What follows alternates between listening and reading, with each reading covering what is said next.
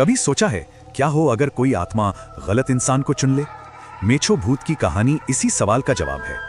ये कहानी है एक अलौकिक धोखे की और एक परिवार के अपने अस्तित्व की लड़ाई की।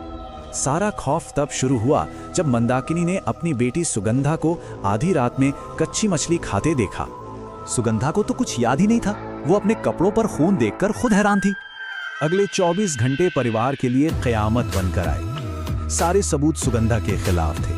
भुवन ने बताया कि ये मेछो भूत है, एक बार मछली खिला दो तो उसकी भूख बढ़ती ही जाती है। कहते हैं ये दुष्ट आत्मा हवेली के पास वाली नदी में ही रहती थी। भुवन एक ओझा को ले आया जिन्हें सब बाबा कहते थे।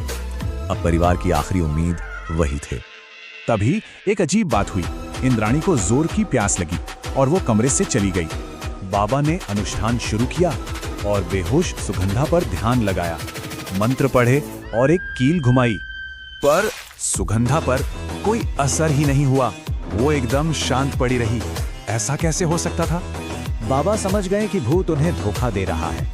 उन्होंने धीरे से कील इंद्राणी की तरफ घुमाई और तभी इंद्राणी की आंखें लाल हो गईं और वो चीखी।